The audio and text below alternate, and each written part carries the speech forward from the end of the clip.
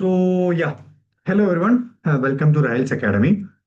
So നമ്മൾ discuss ചെയ്യാൻ പോകുന്നത് റിസർച്ചിന്റെ ബേസിക് ആയിട്ടുള്ള കുറച്ച് കാര്യങ്ങൾ, അതായത് റിസർച്ച് എന്താണെന്നുള്ള ഒരു കോൺസെപ്റ്റ് കിട്ടേണ്ട ആളുകൾ നിർബന്ധമായിട്ടും ഈ വീഡിയോ കാണുക. ഇന്നത്തെ വീഡിയോ മൊത്തം അതായത് ഡൗൺ ടു ഡൗൺ ബേസിക്സ് ആണ്. ഓക്കെ, വേറെ അതിന്റെ കോംപ്ലക്സ് ആയിട്ടുള്ള കാര്യങ്ങളൊന്നും ഡിസ്കസ് ചെയ്യുന്നില്ല. എന്താണ് റിസർച്ച്, അതിന്റെ ബേസിക് ആയിട്ടുള്ള കോർ എലമെന്റ്സ് എന്തൊക്കെയാണ്, അതുപോലെ രണ്ട് മൂന്ന് റിസർച്ച് എക്സാമ്പിൾസ് ഒക്കെ വെച്ചിട്ട് നമ്മൾ ഇന്നത്തെ ഒരു യൂണിറ്റ് മൊത്തം കവർ ചെയ്യുന്നതായിരിക്കും. ഓക്കെ, നോട്ട്സ് പിന്നെ എഴുതുന്നവർക്ക് എഴുതാം, അല്ലാത്തവർക്ക് ഞാൻ PPT നമ്മുടെ വാട്സപ്പ് ഗ്രൂപ്പിൽ ഷെയർ ചെയ്യുന്നതായിരിക്കും. കമന്റ് ബോക്സിൽ പിൻ ചെയ്ത് വെച്ചിട്ടുണ്ട്, ഗ്രൂപ്പിലേക്ക് നിങ്ങൾ എല്ലാവരും ജോയിൻ ചെയ്യാം. ഓക്കെ, സോ എന്താണ് റിസർച്ച് എന്നുള്ളത് നമുക്ക് എന്ത് ചെയ്യാം, ഡീറ്റെയിൽ ആയിട്ട് നമുക്കൊന്ന് നോക്കാം. ഫൈൻ. അപ്പോ research is A systematic and scientific process of collecting, analyzing, and interpreting data to discover new knowledge, verifying existing fact, or solve a specific problem. Okay. അതായത് ഉദാഹരണം പറയുകയാണെന്നുണ്ടെങ്കിൽ ഞാനൊരു റിയൽ ലൈഫ് എക്സാമ്പിൾ വെച്ചിട്ട് ഞാൻ എന്ത് ചെയ്യാം, ഇതിന്റെ തിയറി ആസ്പെക്റ്റിലോട്ട് വരാം. ഞാനൊരു റിസർച്ച് നടത്താൻ പോവുകയാണ്. ഈ കേൾക്കുന്നവരും നിങ്ങളൊരു റിസർച്ചർ ആയിട്ട് ചിന്തിക്കാം, അപ്പൊ കുറച്ചും കൂടി ക്ലാരിറ്റി കിട്ടും. അപ്പോൾ ഞാൻ ചെയ്യാൻ പോകുന്ന റിസർച്ചിന്റെ ടൈറ്റിൽ എന്ന് പറയുന്നത് Kerala's women financial literacy. Okay, അതായത് കേരളത്തിലെ സ്ത്രീകളുടെ സാമ്പത്തിക സാക്ഷരത എന്നുള്ളൊരു വിഷയത്തിൽ ഞാൻ എന്ത് ചെയ്യാണ്, റിസർച്ച് നടത്താൻ പോവുകയാണ്. അണ്ടർസ്റ്റുഡ്? ഇതാണ് ബേസിക് ആയിട്ടുള്ള ഒരു റിസർച്ച് സ്റ്റഡി എന്ന് പറയുന്നത്. ഞാൻ നടത്താൻ പോകുന്ന റിസർച്ചിന്റെ ടൈറ്റിലാണിത്. അപ്പോ ഇതില് നമ്മൾ ഫസ്റ്റ് ചെയ്യേണ്ട കാര്യം എന്താണ്? ഒരു റിസർച്ചറെ സംബന്ധിച്ചിടത്തോളം അദ്ദേഹം ഒരു റിസർച്ച് ചെയ്യാൻ വേണ്ടി മുന്നോട്ട് വരുന്ന സമയത്ത് അദ്ദേഹത്തിന് തോന്നിയതുപോലെ എന്ത് ചെയ്യാൻ പറ്റില്ല. റിസർച്ച് ഒരിക്കലും ചെയ്യല് എന്തല്ല, പോസിബിൾ അല്ല. റിസർച്ച് ചെയ്യണം എന്നുണ്ടെന്നുണ്ടെങ്കിൽ അതിന് കൃത്യമായിട്ടുള്ള കുറച്ച് സ്റ്റെപ്സുകൾ ഉണ്ട്. ആ സ്റ്റെപ്സുകൾ വഴി മാത്രമേ നമുക്ക് എന്ത് ചെയ്യാൻ പറ്റുള്ളൂ, ആ ഒരു റിസർച്ച് കണ്ടക്ട് ചെയ്യാൻ പറ്റുള്ളൂ. ആ സ്റ്റെപ്പ് ബൈ സ്റ്റെപ്പ് ആയിട്ട് റിസർച്ച് നടത്തിയാൽ മാത്രമാണ് നമ്മുടെ റിസർച്ച് വാലിഡ് ആവുള്ളൂ. ഇവിടെ PG കഴിഞ്ഞ ആളുകളായിരിക്കും എല്ലാവരും ഉണ്ടാവുക. നമ്മൾ PGന്റെ സമയത്ത് ഡിസേർട്ടേഷൻ ചെയ്യുന്ന സമയത്ത് നമുക്ക് ഒരു സ്റ്റെപ്സ് ഉണ്ടല്ലേ, ഇൻട്രൊഡക്ഷൻ, അതിനുശേഷം literature review, objective, research methodology, findings, conclusion എന്നൊക്കെ പറഞ്ഞിട്ട്. അതായത് ഒരു റിസർച്ച് നടത്തുന്ന സമയത്ത് ഒരു റിസർച്ച് സംബന്ധിച്ചിടത്തോളം അയാൾ എന്ത് ചെയ്യണം, അയാള് സിസ്റ്റമാറ്റിക് ആയിട്ടുള്ള രീതിയിൽ കൂടെ മാത്രമേ എന്ത് ചെയ്യാൻ പാടുള്ളൂ, പോകാൻ പാടുള്ളൂ. ഈ ഒരു വിഷയത്തിൽ ഞാൻ റിസർച്ച് ചെയ്യുന്ന സമയത്ത് ഞാൻ ആദ്യം തന്നെ ചെയ്യേണ്ട കാര്യം എന്താണ്, ഈ ഒരു വിഷയത്തിൽ മുന്നേ നടന്ന പഠനങ്ങൾ ഞാൻ എന്ത് ചെയ്യണം, കൃത്യമായിട്ട് മനസ്സിലാക്കണം. അതായത് കേരളത്തിലെ സ്ത്രീകളുടെ സാമ്പത്തിക സാക്ഷരതയുമായിട്ട് മുന്നേ എന്തെങ്കിലും പഠനം നടന്നിട്ടുണ്ടോ, ആ പഠനത്തിൽ എന്താണ് പറയുന്നത്, കേരളത്തിലെ സ്ത്രീകളുടെ സാമ്പത്തിക സാക്ഷരതയുടെ ഗ്രോത്തിനെ പറ്റി എന്താ പറയുന്നത്, അതിനെ എഫക്ട് ചെയ്യുന്ന വിഷയങ്ങളെ പറ്റി മുന്നുള്ള റിസർച്ചിൽ എന്താണ് പറയുന്നത്. അങ്ങനെ ഞാൻ എന്ത് ചെയ്യണം, ഒരു വിഷയത്തിൽ റിസർച്ച് ചെയ്യുന്നതിന് മുന്നേ ആ വിഷയത്തിൽ മുന്നേ നടന്ന പഠനങ്ങളെ പറ്റി ക്ലിയർ ആയിട്ട് ഞാൻ എന്ത് ചെയ്യണം, അവിടെ ഡീറ്റെയിൽ ആയിട്ട് പഠിക്കേണ്ടതുണ്ട്. അതാണ് ഒരു ഫസ്റ്റ് സ്റ്റെപ്പ്. അതിന് നമ്മൾ റിസർച്ചിന്റെ വാക്കിൽ പറയുകയാണെന്നുണ്ടെങ്കിൽ ലിറ്ററേച്ചർ റിവ്യൂ എന്ന് പറയും, റിവ്യൂ ഓഫ് ലിറ്ററേച്ചർ എന്ന് പറയും. ഓക്കെ, ആ ലിറ്ററേച്ചറിന്റെ അടിസ്ഥാനത്തിൽ ഞാനൊരു കാര്യം മനസ്സിലാക്കുകയാണ്.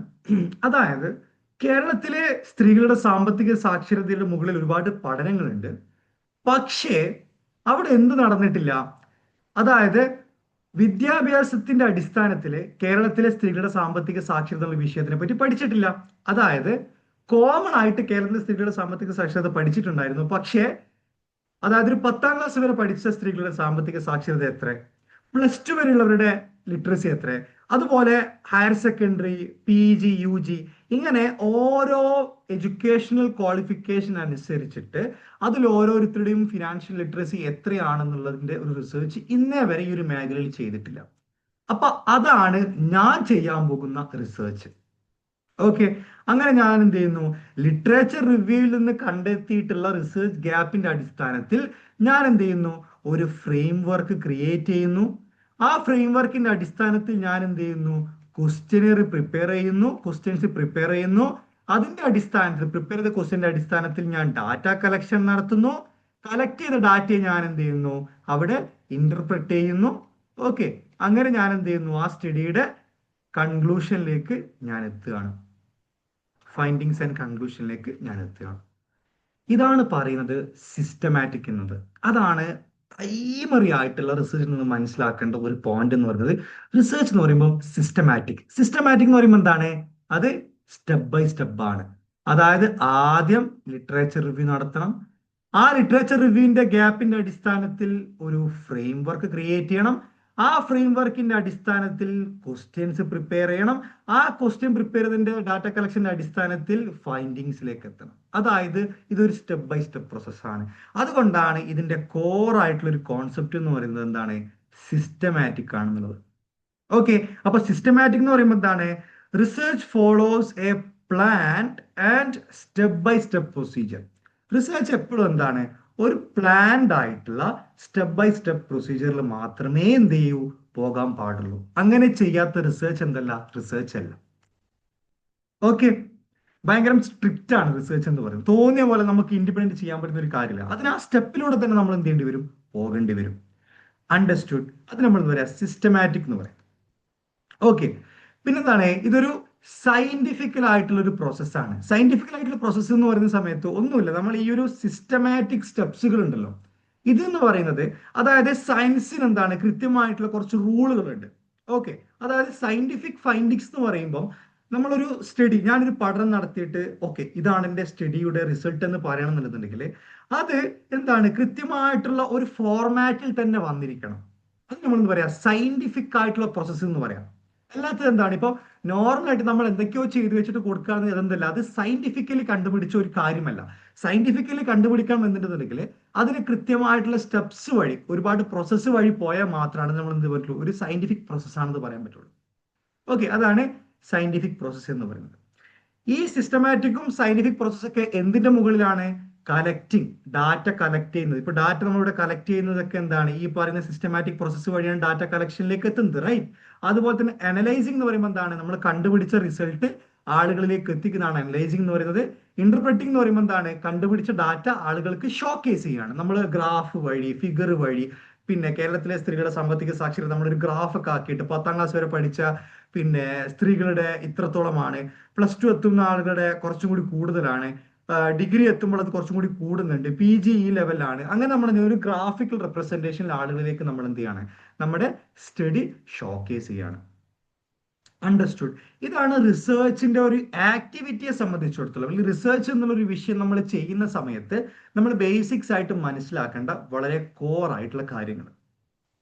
ഇനി നമ്മൾ റിസർച്ച് നടത്തുക എന്ന് പറയുന്ന സമയത്ത് നമുക്ക് അവിടെ ഒരുപാട് കാര്യങ്ങൾ നമുക്ക് റിസർച്ച് നടത്താം. ഒന്നെന്താണ്, പുതിയൊരു നോളജ് കണ്ടുപിടിക്കാനും വേണ്ടിയിട്ടുള്ള ഒരു റിസർച്ച്, അതായത് പുതിയൊരു കണ്ടുപിടുത്തത്തിനുള്ള ഒരു റിസർച്ച്. ഉദാഹരണം പറയുകയാണെന്നുണ്ടെങ്കിൽ ഇപ്പം കോവിഡ്-19 വാക്സിന് എങ്ങനെ കണ്ടുപിടിച്ചിട്ടുണ്ടാകുക, ഇതേപോലെ തന്നെ ലിറ്ററേച്ചർ റിവ്യൂ, അതായത് മുന്നേ ഇതുപോലുള്ള വാക്സിൻസ് കണ്ടുപിടിക്കുമ്പോൾ ഏത് രീതിയിലാണ് അവര് പിന്നെ സയന്റിസ്റ്റുകൾ കണ്ടുപിടിച്ചിട്ടുള്ളത്, അതിനനുസരിച്ച് നമ്മൾ എന്ത് ചെയ്യുന്നു, ഒരു പിന്നെ കോവിഡ്-19 അനുയോജ്യമായിട്ടുള്ള കോവിഷീൽഡോ അല്ലെങ്കിൽ കോവാക്സിന് പോലുള്ള മരുന്നുകൾ നമ്മൾ എന്ത് ചെയ്യുന്നു, സെറ്റ് ചെയ്യുന്നു. അത് നമ്മൾ ആളുകളിലേക്ക് എന്ത് ചെയ്യുന്നു, എക്സിക്യൂട്ട് ചെയ്ത് നോക്കുന്നു. ടെസ്റ്റ് ചെയ്തപ്പോൾ അത് പോസിറ്റീവ് കാണിക്കുന്നു, ആളുകളിലേക്ക് കൊടുക്കുന്നു. അപ്പൊ അതെന്താണ്, അതൊരു സ്റ്റെപ്പ് ബൈ സ്റ്റെപ്പ് പ്രോസസ്സാണ്. അപ്പൊ പുതിയൊരു നോളജ് കണ്ടുപിടിക്കാനും വേണ്ടി നമ്മൾ എന്ത് ചെയ്യുന്നു, റിസർച്ച് നടത്തുന്നുണ്ട്. അതുപോലെ തന്നെ നിലവിലുള്ള നോളജിനെ കുറച്ചും കൂടി കൂട്ടി ഉറപ്പിക്കാനും വേണ്ടി നമ്മൾ എന്ത് ചെയ്യാണ്, ഒന്നും കൂടി വേറെ റിസർച്ച് നടത്താണ്. ഇപ്പൊ കേരളത്തിലെ സ്ത്രീകളുടെ സാമ്പത്തിക സാക്ഷരത 1999 കണ്ടുപിടിച്ച ഒരു റിസർച്ച് ഉണ്ടെന്ന് വിചാരിക്കാം. 99 റിസർച്ച് നടത്തിയിട്ടുണ്ട്. പക്ഷെ 2026 ആകുമ്പോഴത്തേക്ക് അതിൽ ഒരുപാട് മാറ്റങ്ങൾ സംഭവിച്ചിട്ടുണ്ട്. ആ ഒരു ഇൻഫർമേഷൻ അല്ലെങ്കിൽ ആ ഒരു സ്റ്റഡിയെ ഒന്നും കൂടി കൂട്ടി ഉറപ്പിക്കാനും വേണ്ടി നമ്മൾ എന്ത് ചെയ്യുന്നു, ഒരു പുതിയ സ്റ്റഡി നടത്തുന്നു. ആ സ്റ്റഡിയിൽ നമ്മൾ ചെറിയ ചെറിയ മാറ്റങ്ങൾ സംഭവിച്ചിട്ടുണ്ട്, നമ്മൾ എന്ത് ചെയ്യാണ്, ഷോക്കേസ് ചെയ്യണം. അതുപോലെ തന്നെ എന്താണ്, സമൂഹത്തിലെ എന്തെങ്കിലും ഒരു പ്രശ്നം കണ്ടുപിടിക്കുക, ഒരു പ്രശ്നത്തിന് ഒരു സൊല്യൂഷന് വേണ്ടി നമുക്ക് എന്ത് ചെയ്യാൻ പറ്റും, ഒരു റിസർച്ച് നമുക്ക് ഇതുപോലെ കണ്ടക്ട് ചെയ്യാൻ പറ്റും. അങ്ങനെ ഒരുപാട് റിസർച്ചുകൾ നമ്മുടെ ലോകത്ത് തന്നെ ഒരുപാട് വളരെ ഫേമസ് ആയിട്ട് ഒരുപാട് റിസർച്ചുകൾ ഉണ്ടായിട്ടുണ്ട്. സമൂഹത്തിന്റെ പ്രശ്നങ്ങൾ മറികടക്കാനും വേണ്ടിയിട്ടുള്ള, ഈ പോവേർട്ടി ഇറാഡിക്കേഷന് വേണ്ടിയിട്ട്, നമ്മുടെ ഈ പട്ടിണി പോലുള്ള വിഷയങ്ങൾ മാറാനും വേണ്ടി പഴയ കാലത്ത് ഒരുപാട് എക്കണോമിസ്റ്റുകൾ ഒരുപാട് പഠനങ്ങൾ നടത്തിയിട്ടുണ്ട്. എന്താണ് ഇതിന്റെ കാരണം, ജോലിയാണോ, അല്ലെങ്കിൽ അൺഎംപ്ലോയ്മെന്റ് ആണോ, അല്ലെങ്കിൽ ഗവൺമെന്റിന്റെ പ്രശ്നങ്ങളാണോ? ഓക്കെ, അങ്ങനെയുള്ള ഒരുപാട് കാര്യങ്ങൾ കണ്ടുപിടിക്കാനും വേണ്ടി, സമൂഹത്തിന്റെ പ്രശ്നങ്ങൾ കണ്ടുപിടിക്കാനും വേണ്ടി നമ്മൾ എന്ത് ചെയ്യുന്നുണ്ട്? റിസർച്ച് കണ്ടക്ട് ചെയ്യുന്നുണ്ട്. ഓക്കെ, അപ്പോൾ റിസർച്ചിന് നമ്മൾ എന്താണ് ഷോർട്ടായിട്ട് പറയുകയാണെന്നുണ്ടെങ്കിൽ എന്താണ്, അതൊരു സിസ്റ്റമാറ്റിക് ആയിട്ടുള്ള ഒരു സയന്റിഫിക് ആയിട്ടുള്ള ഒരു പ്രോസസ്സാണ്. അത് എവിടേക്കാണ് യൂസ് ചെയ്യുന്നത്? ഡാറ്റ കളക്ഷന്റെ സമയത്ത് അനലൈസിങ്, ഇന്റർപ്രറ്റിംഗ് പോലുള്ള വിഷയങ്ങൾ നമ്മൾ എന്താണ് ആ പറയുന്ന സയന്റിഫിക് ആയിട്ടുള്ള സ്റ്റെപ്സുകൾ ഈ ഭാഗത്തൊക്കെയാണ് വരുന്നത്. എന്തിനാ നമ്മൾ ചെയ്യുന്നത്? പുതിയൊരു നോളജ് കണ്ടുപിടിക്കാനും, അല്ലെങ്കിൽ ഒരു നിലവിലുള്ള നോളജിനെ കുറച്ചും കൂടി ഒന്ന് എന്താ പറയാ, ഒന്ന് ഓക്കെ, ഇത് ശരിയാണ്, അല്ലെങ്കിൽ ഇത് ചെറിയ മാറ്റങ്ങൾ ഉണ്ടെന്ന് പറയാനും, അതുപോലെ തന്നെ എന്താണ് സമൂഹത്തിലെ എന്തെങ്കിലും ഒരു പ്രശ്നങ്ങൾ മാറാനും വേണ്ടിയിട്ടാണ് നമ്മൾ എന്ത് ചെയ്യുന്നത്? റിസർച്ച് നടത്തുന്നത്. ഓക്കെ, ഇതാണ് നിങ്ങൾ മനസ്സിലാക്കേണ്ട റിസർച്ചിന്റെ വളരെ ബേസിക്സ് ആയിട്ടുള്ള കുറച്ച് സയന്റിഫിക് ടേമുകൾ. ഓക്കെ, അപ്പോൾ ഞാൻ ഇത് കുറച്ച് ഡീറ്റെയിൽ ആയിട്ട് കുറച്ച് ടേംസുകൾ പറയാൻ കാരണം എന്താണെന്ന് വെച്ച് കഴിഞ്ഞാൽ, ഞാൻ ഒരുപാട് പേര് റിസർച്ചുമായിട്ട് ബന്ധപ്പെട്ടുള്ള ആളുകളെ ഞാൻ പിന്നെ നെറ്റിന്റെ ആളുകളോട് സംസാരിക്കുന്ന സമയത്ത് അവർക്ക് ആകെ അറിയുന്ന ഒരു കോമൺ ടേം ആണ് റിസർച്ച് എന്ന് പറയുന്നത്. എന്താണ്? Search, search and search again. സംഭവം ശരിയാണ്, search, search and search again. പക്ഷേ ഒരു എക്സാമിനേഷൻ വ്യൂ പോയിന്റിൽ നിങ്ങൾ ഈ പറയുന്ന കുറച്ച് പോയിന്റ്സുകളൊക്കെ നിങ്ങൾ നിർബന്ധമായിട്ടും അറിഞ്ഞിരിക്കണം. അതുകൊണ്ട് ഞാനിത് ബോൾഡ് ചെയ്തിട്ടുള്ളത്. ഓക്കെ, സംഭവം ഈസി ആയിട്ട് പഠിക്കേണ്ട കാലം കഴിഞ്ഞു. ഞാൻ എല്ലാ ക്ലാസ്സിൽ പറയുന്നത് പോലെ തന്നെ ഒരു വിഷയത്തെ അത് വളരെ ഈസി ആയിട്ട് അപ്രോച്ച് ചെയ്യുന്നതിന് പകരം അത് കുറച്ചും കൂടി ഡീറ്റെയിൽ ആയിട്ട് സയന്റിഫിക് ടേംസുകൾ വെച്ചിട്ട് തന്നെ പഠിക്കാം. കാരണം ക്വസ്റ്റ്യൻസ് ചോദിക്കുന്ന രീതി ഇത്തിരി കൂടി കോംപ്ലക്സ് ആവുന്നുണ്ട്. അപ്പോൾ നിങ്ങളുടെ സ്റ്റഡി പാറ്റേണും ഒരിത്തിരി കൂടി കോംപ്ലക്സ് ആക്കേണ്ടതുണ്ട്.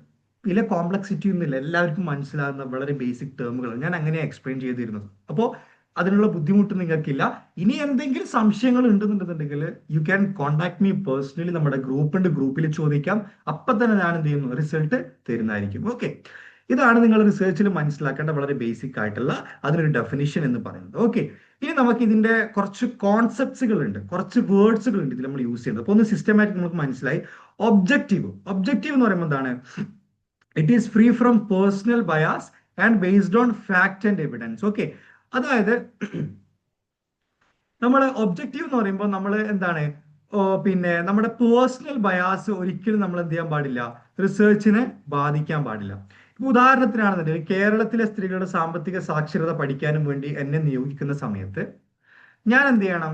14 ജില്ലകളിൽ നിന്നും വളരെ നോർമൽ ആയിട്ട്, അതായത് എവിടെയും ഒരു ഊന്നൽ കൊടുക്കാതെ, ഒരു പേഴ്സണൽ ബയാസ് എന്ന് പറയുമ്പോൾ എന്റെ ഭാഗത്ത് ഒരു പ്രശ്നം ഉണ്ടാകാൻ പാടില്ല. അതായത് കണ്ണൂരിൽ നിന്ന്, ഉദാഹരണത്തിന് ഇപ്പൊ കണ്ണൂരിൽ നിന്ന് ഞാൻ 100 സ്ത്രീകൾ എടുക്കുകയാണ്, എറണാകുളത്ത് നിന്ന് 200 സ്ത്രീകൾ എടുക്കുകയാണ്. അതെന്താണ്? ഒരു ശരിയല്ല. കാരണം ആ സാമ്പിളിങ്ങിൽ ചെറിയ പ്രശ്നമുണ്ട്. ഒരു ജില്ലയിൽ നിന്ന് കൂടുതൽ എടുക്കുകയാണ്, വേറെ ജില്ലയിൽ നിന്ന് കുറവ് എടുക്കുകയാണ്, അല്ലെങ്കിൽ അങ്ങനെ ആ രീതിയിലുള്ള പ്രശ്നങ്ങൾ വരുന്ന സമയത്ത് അതെന്താണ്? ഒരു പേഴ്സണൽ ബയാസ് ആണ്. അപ്പോൾ റിസർച്ച് കണ്ടക്ട് ചെയ്യുന്ന സമയത്ത് ഞാൻ എന്ത് ചെയ്യണം? എന്റെ പേഴ്സണൽ ബയാസ് എവിടെയും ആ റിസർച്ചിന്റെ ഒരു ഭാഗത്തും അത് റിപ്പോർട്ട് ചെയ്യുന്ന സമയത്തോ, അത് ഡാറ്റ കളക്ഷന്റെ സമയത്തോ ഞാനായിട്ട് എന്ത് ചെയ്യാൻ പാടില്ല? എവിടെയും ഒരു പ്രശ്നം ഉണ്ടാകാൻ പാടില്ല. എല്ലായിടത്തും ഡിപ്ലോമാറ്റിക് ആയിരിക്കണം, ഡെമോക്രാറ്റിക് ആയിരിക്കണം. ഓക്കെ, ഞാനായിട്ട് ഒരു എറേഴ്സ് ക്രിയേറ്റ് ചെയ്യാൻ പാടില്ല. ഓക്കെ, പിന്നെന്താണ്? എംപിരിക്കൽ ആയിരിക്കണം. ഓക്കെ, ഇപ്പോ എംപിരിക്കൽ ആയിരിക്കണം എന്ന് പറയുന്ന സമയത്ത് ഇപ്പോ ഞാൻ ഒരു റിസർച്ചറെ സംബന്ധിച്ചിടത്തോളം, ഇപ്പൊ ഞാനൊരു റിസർച്ചറാണ്, ഞാനൊരു PhD സ്റ്റുഡന്റ് ആണ്. ഇപ്പൊ ഞാൻ എന്റെ ഗൈഡിന്റെ അടുത്ത് ഞാനൊരു വിഷയം പറയുന്ന സമയത്ത് ഞാൻ ഇപ്പൊ ഇങ്ങനെ പറയണം. അതായത് സാറേ, പിന്നെ കേരളത്തിലെ സ്ത്രീകളെ ഫിനാൻഷ്യൽ ലിറ്ററസി ഞാൻ കമ്പയർ ചെയ്യുന്ന സമയത്ത് കാലിക്കറ്റ് പിന്നെ എറണാകുളത്തേക്കാൾ കുറച്ചും കൂടി കൂടുതലാണെന്ന് പറയണം. അപ്പോ ഇതെന്താണ്? ഇത് ഒരു ഫൈൻ, ഇതൊരു റിസൾട്ട് ആണ്. പക്ഷേ ഒരു റിസർച്ചറെ സംബന്ധിച്ചിടത്തോളം ഒരിക്കലും അങ്ങനെ പറയാൻ പാടില്ല. ഞാൻ ഇങ്ങനെ പറയേണ്ടതെന്ന് വെച്ച് കഴിഞ്ഞാൽ ഞാൻ പറഞ്ഞുതരാം. സാർ, കാലിക്കറ്റിൽ 31% ആണ്, എറണാകുളത്ത് 26% ആണ്. രണ്ടും കമ്പയർ ചെയ്തപ്പോൾ ഒരു 5% ഡിഫറൻസ് എനിക്ക് കാണാൻ പറ്റുന്നുണ്ട്. ഇത് ആദ്യം ഞാൻ പറഞ്ഞതുകൊണ്ട് ഉണ്ടാകും നമ്മൾ ഒരുപാട് ഡിഫറൻസ് ഇല്ല. അതായത് റിസർച്ചിന്റെ ഫൈൻഡിങ്സ് എപ്പോഴും കേവലം വാക്കുകൾ വെച്ചിട്ടല്ല, അതിനെപ്പോഴും നമുക്ക് ജസ്റ്റിഫിക്കേഷൻ ചെയ്യാനും വേണ്ടിയിട്ട് ഒരുപാട് റിസൾട്ടുകൾ നമ്മുടെ മുന്നിൽ വേണം. അതാണ് റിസർച്ച് എന്ന് പറയുന്നത്. അല്ലാത്ത എല്ലാം ഒരു ഹൈപ്പോത്തിസിസ് ആണ്, എസംഷൻ ആണ്, എസ്യൂം ചെയ്യാണ്. ഇങ്ങനെ ആയിരിക്കും, അങ്ങനെ ആയിരിക്കും. അങ്ങനെയല്ല, റിസർച്ച് വിത്ത് എവിഡൻസ് ആണ്. കോടതിയിലൊക്കെ നമ്മൾ പഴയ സിനിമയിലൊക്കെ സുരേഷ് ഗോപിയുടെ ഒക്കെ സിനിമയിൽ കാണാറില്ലേ? കോടതി തെളിവുകൾ എവിടെ? എത്രയൊക്കെ വളരെ മമ്മൂട്ടിയൊക്കെ എന്താ പറയാ, മമ്മൂട്ടിയും സുരേഷ് ഗോപിയും ഒക്കെ വളരെ ട്രമൻഡസ് ആയിട്ട് ഇങ്ങനെ വാദിച്ചു കൊണ്ടിരിക്കും, ജഡ്ജി വയ്ക്കുക തെളിവ് എവിടെയും ചോദിക്കും. അതേപോലെയാണ് റിസർച്ചും. ഇവിടെ ജസ്റ്റിഫിക്കേഷൻ എവിടെ? അത് നമ്മൾ എംപിരിക്കൽ എന്നാട്ടോ പറയാം. അതായത് ഒബ്സർവ്ഡ് ആയിട്ടുള്ള അതുപോലെ തന്നെ മെഷേർഡ് ആയിട്ടുള്ള ഡാറ്റയിൽ നമ്മൾ കൺക്ലൂഷൻ ഉണ്ടാക്കുമ്പോൾ നമ്മൾ എംപിരിക്കൽ റിസർച്ച് എന്ന് പറയാം. ഓക്കെ, ടൈപ്സ് ഓഫ് റിസർച്ചിനെ പറ്റി ഡിസ്കസ് ചെയ്യും. അതിലൊരു ടൈപ്പാണ് ഈ എംപിരിക്കലാണ് കോമൺ ആയിട്ട് വരുന്ന ഒരു കാര്യം. അത് നിങ്ങൾ എന്ത് ചെയ്യുക, അറിഞ്ഞു വെക്കുക. ഓക്കെ, പിന്നെ റെപ്ലിക്കബിൾ എന്ന് പറയുന്ന സമയത്ത് നമ്മൾ ഇപ്പോൾ ഒരു പിന്നെ ഈ സ്റ്റഡി നടത്തി കഴിഞ്ഞ് ഒരു സ്റ്റഡി നമ്മൾ നടത്തുകയാണ്. ഇപ്പൊ കേരളത്തിലെ ഫിനാൻഷ്യൽ ലിറ്ററസിയുടെ സ്റ്റഡി നടത്തി കഴിഞ്ഞാൽ ആ സ്റ്റഡി ഒന്നും പാട് നടത്തി കഴിഞ്ഞാൽ സെയിം റിസൾട്ട് ആയിരിക്കണം. ഇനിയിപ്പോ ഞാൻ ആദ്യം ഒരു സ്റ്റഡി നടത്തുകയാണ്, ആ സെയിം സ്റ്റഡി പിന്നെ നടത്തുന്ന സമയത്ത് റിസൾട്ട് മാറി, മൂന്നാമത് നടത്തിയപ്പോൾ പിന്നെയും മാറി. അതിന്റെ അർത്ഥം എന്താണ്? ആ റിസർച്ച് എന്തല്ല, വാലിഡ് അല്ല, അത് റെപ്ലിക്കബിൾ അല്ല. അത് വീണ്ടും വീണ്ടും ചെയ്യുന്ന സമയത്ത് സെയിം റിസൾട്ട് ഫൈൻഡിങ്സ് കിട്ടുന്നില്ല. ഉദാഹരണത്തിന് ഇപ്പൊ കോവിഷീൽഡിന്റെ മരുന്ന് ഒരു 200 ആളുകൾ എടുത്തിട്ട് ആദ്യത്തെ രണ്ടാൾക്ക് കൊടുത്തപ്പോൾ പോസിറ്റീവ്, പിന്നെ കൊടുക്കുമ്പോൾ നെഗറ്റീവ്, പിന്നെ കൊടുക്കുമ്പോൾ പോസിറ്റീവ്, അങ്ങനെയല്ല. അതായത് 200 അല്ല, 2000 അല്ല, 2 ലക്ഷം എടുത്തു കഴിഞ്ഞാലും ആ റിസൾട്ട് എന്തായിരിക്കണം? സെയിം ആയിരിക്കണം. എന്നാൽ മാത്രമാണ് അത് ആ റിസർച്ചിന്റെ ഫൈൻഡിങ്സ് എന്താണ്, വാലിഡ് ആണെന്ന് നമുക്ക് എന്ത് ചെയ്യാൻ പറ്റുള്ളൂ, അവിടെ പറയാൻ പറ്റുള്ളൂ എന്നുള്ളതാണ്. ക്ലിയർ? പിന്നെന്താണ് അനലിറ്റിക്കൽ? ഓക്കെ, പിന്നെ അനലിറ്റിക്കൽ എന്ന് പറയുമ്പോൾ നമ്മുടെ ഫൈൻഡിങ്സ് നമ്മൾ എപ്പോൾ എന്ത് ചെയ്യണം, എല്ലാവർക്കും മനസ്സിലാകുന്ന രീതിയിൽ ഗ്രാഫുകളും അതുപോലെ ചാർട്ടുകളൊക്കെ ആക്കിയിട്ട് നല്ല രീതിയിൽ നമ്മൾ എന്ത് ചെയ്യണം, അത് ഷോക്കേസ് ചെയ്യണം. അതെന്തിനാണെന്ന് വെച്ച് കഴിഞ്ഞാൽ റിസർച്ച് എന്ന് പറയുന്നത് ഏതൊരു കോമൺ മാനും മനസ്സിലാക്കാൻ പറ്റുന്ന രീതിയിലുള്ള ഒരു പഠനമായിരിക്കണം. അതിൽ കോംപ്ലക്സിറ്റി ഉണ്ടാവാൻ പാടില്ല. എല്ലാവർക്കും മനസ്സിലാകുന്ന രീതിയിൽ റിസർച്ച് നടത്തുമ്പോഴാണ് ആ റിസർച്ചിന്റെ വിജയവും. കാരണം ആളുകളിലേക്ക് അത് മനസ്സിലാവും, ആളുകൾക്ക് അത് മനസ്സിലാവും, ഓക്കെ ഇതാണ് റിസർച്ചിന്റെ ഫൈൻഡിങ്സ്. ആർക്കും ഇത് മനസ്സിലാകുന്നില്ല, കുറച്ച് ടെക്നിക്കൽ ബുദ്ധിയുള്ള ആൾക്ക് മാത്രം റിസർച്ചിന്റെ ഫൈൻഡിങ്സ് മനസ്സിലാകുന്നുണ്ടോ എന്നുണ്ടെങ്കിൽ അതെന്തല്ല, അവർ കൃത്യമായിട്ട് റിസർച്ച് അല്ല. ഇപ്പൊ റിസർച്ച് സംബന്ധിച്ചിടത്തോളം എന്ത് ചെയ്യണം, അത് വളരെ കൃത്യമായിട്ട് നല്ല ഗ്രാഫുകളൊക്കെ കൊടുത്ത് അത് ഗ്രാഫ് എക്സ്പ്ലെയിൻ ചെയ്യുക, അനലിറ്റിക്കൽ ആയിരിക്കണം. ഓക്കെ, നമ്മുടെ ഡാറ്റാസ് വളരെ ക്ലിയർ ആയിട്ട് നമ്മൾ എന്ത് ചെയ്യണം, അതിനെ ഡീറ്റെയിൽ ആയിട്ട് പഠിച്ചതിന് ശേഷം ലോജിക്കലായിട്ട് നമ്മൾ എന്ത് ചെയ്യണം, ആളുകളിലേക്ക് അവർക്ക് ചിന്തിക്കാൻ പറ്റുന്ന ലോജിക്കിന്റെ അടിസ്ഥാനത്തിൽ നമ്മൾ എന്ത് ചെയ്യണം, അത് ഷോക്കേസ് ചെയ്യണം. ഇതാണ് റിസർച്ചിൽ നിങ്ങൾ മനസ്സിലാക്കേണ്ട വളരെ ബേസിക് ആയിട്ടുള്ള കുറച്ച് ടേംസുകളും അതിന്റെ ഡെഫിനിഷൻസും. അപ്പൊ നിങ്ങൾ ഇത് ഡീറ്റെയിൽ ആയിട്ട് മനസ്സിലാക്കുക. ഇതിന്റെ കുറച്ച് ബുള്ളറ്റ് പോയിന്റ്സുകൾ നിങ്ങൾ നിർബന്ധമായിട്ട് എന്ത് ചെയ്യുക, നിങ്ങൾ എഴുതിയെടുക്കുക. ഓക്കെ, പിന്നെ ഇതിന്റെ കൂടെ തന്നെ നമുക്ക് പറയാൻ പറ്റുന്ന വേറൊരു കാര്യമാണ് റിസർച്ചിന്റെ ഒബ്ജക്ടിവിറ്റി. നമുക്ക് അതും കൂടി ഇതിന്റെ കൂടെ പറഞ്ഞു പോകാം, കാരണം അത് ഒരുപാട് കോംപ്ലക്സ് ആയിട്ടുള്ള കാര്യങ്ങളൊന്നും അതിൽ വരാനില്ല. അപ്പൊ ആ ഒരു കാര്യം കൂടി നമുക്ക് ജസ്റ്റ് നോക്കട്ടോ, എന്താണ് ഒബ്ജക്ടിവിറ്റി, അതുമായിട്ട് ബന്ധപ്പെട്ടുള്ള കാര്യങ്ങളൊക്കെ. ഓക്കെ, ഒബ്ജക്ടിവിറ്റി എന്ന് പറയുന്നത് ഒന്നുമില്ല, നമ്മൾ റിസർച്ച് നടത്തുന്ന സമയത്ത്, അതായത് റിസർച്ച് നടത്തുന്ന സമയത്തും കണ്ടക്ട് ചെയ്യുന്ന സമയത്തും അത് റിപ്പോർട്ടിംഗ് കേട്ടോ, റിപ്പോസ്റ്റിംഗ് അല്ല, സോറി, റിപ്പോർട്ടിംഗ് റിസർച്ച് സ്റ്റേജിനും വരുന്ന വളരെ ഇമ്പോർട്ടന്റ് ആയിട്ടുള്ള ഒരു ആക്ടിവിറ്റി ആണ്. ഓക്കെ, അപ്പോൾ ഒബ്ജക്ടിവിറ്റിയെ പറ്റി നമ്മൾ വളരെ ബേസിക് ആയിട്ട് പറയുകയാണെന്നുണ്ടെങ്കിൽ റിസർച്ച് നടത്തുമ്പോൾ നമ്മൾ യൂസ് ചെയ്യേണ്ട അല്ലെങ്കിൽ നമ്മൾ ചെയ്യേണ്ട കുറച്ച് പ്രൊസീജിയേഴ്സ് ഉണ്ട്, അല്ലെങ്കിൽ അതിന്റെ ഒരു മാനുവൽ ഉണ്ട്. അതിന് നമ്മൾ എന്താ പറയാ, ഒബ്ജക്ടിവിറ്റി എന്ന് പറയാം. അല്ലെങ്കിൽ റിസർച്ച് നടത്തുന്ന സമയത്ത് നമ്മൾ അതിന്റെ ഒരു നോർമൽ ആയിട്ട് അതിന്റെ പ്രാക്ടീസിനെ പറ്റി ഡിസ്കസ് ചെയ്യുന്ന ഒരു ഭാഗമാണ് ഒബ്ജക്ടിവിറ്റി. അതായത് റിസർച്ച് എങ്ങനെ നടത്തണം, അതിൽ ഉണ്ടാക്കേണ്ട വളരെ ഇമ്പോർട്ടന്റ് ആയിട്ടുള്ള, അതിൽ എക്സിക്യൂഷൻ ഭാഗത്ത് ഉണ്ടാക്കേണ്ട വളരെ ഇമ്പോർട്ടന്റ് ആയിട്ടുള്ള കുറച്ച് കാര്യങ്ങളാണ് ഈ ഒബ്ജക്ടിവിറ്റി എന്നൊരു ഭാഗത്ത് പറയുന്നത്. ഓക്കെ, അപ്പൊ നമുക്ക് എന്താണ് പ്രൊസീജിയർ എന്ന് പറയാം, അതിന്റെ മാനുവൽ എന്ന് പറയാം, അതുപോലെ തന്നെ റിസർച്ചിന്റെ പ്രാക്ടീസ് എന്ന് പറയാം. ഓക്കെ, അങ്ങനെ നമുക്ക് നമ്മുടേതായ ഒരു ഓൺ വേർഡ്സ് നമുക്ക് അതിനെ ഡിഫൈൻ ചെയ്യാം. ഓക്കെ, ഇത് കൂടുതൽ സംഭവിക്കുന്നതാണ് റിസർച്ച് നടത്തുമ്പോഴും അത് റിപ്പോർട്ട് ചെയ്യുമ്പോഴും നമുക്ക് ഉണ്ടാവേണ്ട കൃത്യമായിട്ടുള്ള ഒരു പ്രാക്ടീസ്, ഗുഡ് പ്രാക്ടീസിനെ പറ്റിയാണ് ഈ ഒബ്ജക്ടിവിറ്റി പറയുന്നത്. നമുക്ക് അത് എന്തൊക്കെയാണെന്ന് നോക്കാം. ഒന്നെന്താണ്, free from personal bias and emotions.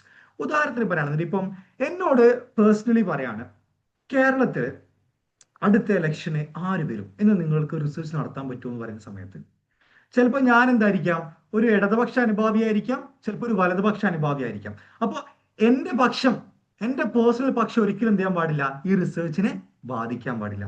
അതാണ് ഒരു റിസർച്ചിനെ സംബന്ധിച്ചിടത്തോളം അദ്ദേഹത്തിന്റെ ഫസ്റ്റ് ഒബ്ജക്ടിവിറ്റി എന്ന് പറയുന്നത്.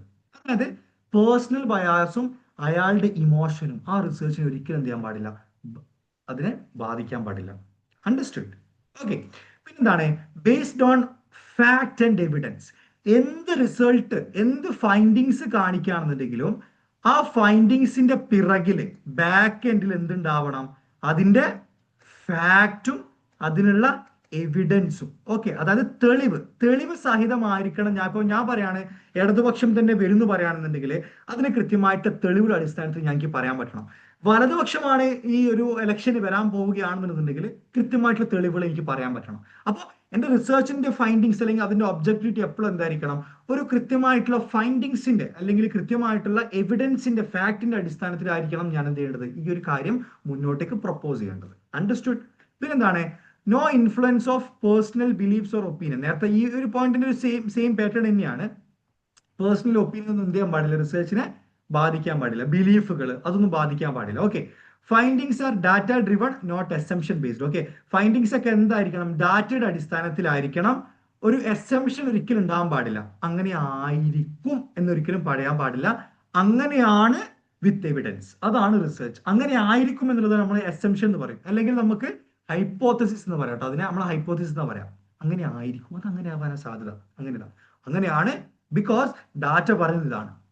ഓക്കെ, പിന്നെന്താണ്, ensures accuracy and reliability of result. Okay, എന്റെ സ്റ്റഡിയുടെ റിസൾട്ട് എന്തായിരിക്കണം, ആക്യുറേറ്റ് ആയിരിക്കണം, റിലയബിൾ ആയിരിക്കണം. റിലയബിൾ എന്ന് പറയുന്ന സമയത്ത് ഞാൻ എന്ത് ചെയ്യണം, ഇപ്പൊ ഉദാഹരണത്തിന് ഇപ്പം കേരളത്തിൽ ഇനി ഇലക്ഷൻ ആരാ വരാൻ പോകുന്നു എന്ന് ഞാൻ ഒരു സ്റ്റഡി കണ്ടക്ട് ചെയ്യണം.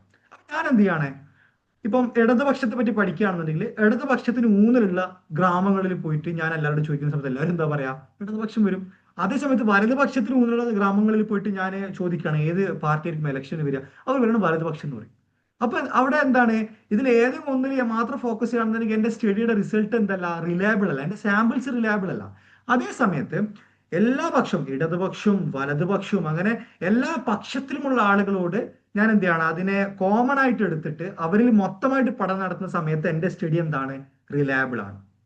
അണ്ടർസ്റ്റുഡ്? ഇതാണ് ഒരു സ്റ്റഡിയിൽ നമ്മൾ എന്ത് ചെയ്യണം, അതിന്റെ ആക്യുറസിയും റിലയബിലിറ്റിയും, റിസൾട്ട് റിലയബിൾ ആണെന്നുണ്ടെങ്കിൽ നമ്മൾ ഇതുപോലുള്ള കാര്യം. അപ്പൊ ഈ പറഞ്ഞ കാര്യങ്ങളൊക്കെ എന്താണ്, ഒരു പ്രാക്ടീസ് ആണ്. ഇതൊരു മാനുവൽ ആണ്. ഒരു റിസർച്ച് ചെയ്യേണ്ട ആളെ സംബന്ധിച്ചിടത്തോളം ഇങ്ങനെയുള്ള കുറച്ച് കാര്യങ്ങൾ എന്ത് ചെയ്യണം, കൃത്യമായിട്ട് ആ ഒരു വ്യക്തി എന്ത് ചെയ്യണം, അറിഞ്ഞിരിക്കണം എന്നുള്ളതാണ്. അപ്പൊ നമ്മൾ ആദ്യം റിസർച്ചിന്റെ സ്റ്റെപ്സുകളെ പറ്റി പറഞ്ഞു. ഇപ്പം റിസർച്ച് ചെയ്യേണ്ട ഒരു വ്യക്തി അറിഞ്ഞിരിക്കേണ്ട അതിന്റെ മാനുവൽ അല്ലെങ്കിൽ പ്രാക്ടീസ് അല്ലെങ്കിൽ പ്രൊസീജിയർ നമ്മൾ എന്ത് ചെയ്തു, ഡിസ്കസ് ചെയ്തു. ഈ രണ്ട് കാര്യങ്ങളാണ് ഇന്നത്തെ വീഡിയോയിൽ ഞാൻ ഡിസ്കസ് ചെയ്യാൻ വേണ്ടി ഞാൻ വിചാരിച്ച കാര്യങ്ങൾ. ഇതിന്റെ അപ്പുറമുള്ള കാര്യങ്ങൾ, റിലയബിലിറ്റി ഉണ്ട്, വാലിഡിറ്റി, അതിന്റെ ടൈപ്സ്, കാര്യങ്ങളൊക്കെ ഞാൻ വരും വീഡിയോയിൽ ഞാൻ കൃത്യമായി ഡിസ്കസ് ചെയ്യുന്നതായിരിക്കും. നോട്ട്സ് വേണ്ടുന്നവരെ ഞാൻ വീണ്ടും പറയാണ്, പിന്നെ ചെയ്ത കമന്റിലൂടെ നിങ്ങൾ എന്ത് ചെയ്യുക, നമ്മുടെ വാട്സപ്പ് ഗ്രൂപ്പിൽ ജോയിൻ ചെയ്യുക. ബാക്കിയുള്ള പിന്നെ നോട്ട്സുകളും ഡിസ്കഷൻസും ഡൗട്ട്സുകളും അതുപോലെ ഡെയിലി മോർണിംഗ് 10 o'clock ഞാൻ മോക്ക് ടെസ്റ്റ് കൊടുക്കാറുണ്ട്. എല്ലാവർക്കും ഫ്രീ ആയിട്ടുള്ള മോക്ക് ടെസ്റ്റ് ആണ് വിത്ത് 10 ക്വസ്റ്റ്യൻ ഈച്ച്. ഓക്കെ, ഓരോ യൂണിറ്റിൽ നിന്നും 10 ക്വസ്റ്റ്യൻസ് വെച്ചിട്ട് അത് PYQ ക്വസ്റ്റ്യൻസ് ഞാൻ മോക്ക് ടെസ്റ്റ് ആയിട്ട് ഡെയിലി ഗ്രൂപ്പിൽ ഷെയർ ചെയ്യാനുണ്ട്. അപ്പോൾ ഗ്രൂപ്പിൽ ജോയിൻ ചെയ്യേണ്ടവർ എന്ത് ചെയ്യുക, ഈ നമ്മുടെ പിൻ ചെയ്ത കമന്റ് വഴി ഗ്രൂപ്പിൽ ജോയിൻ ചെയ്യാം കേട്ടോ. യാ, so that's all about today's session. So we'll meet you on the next session. Till then, bye.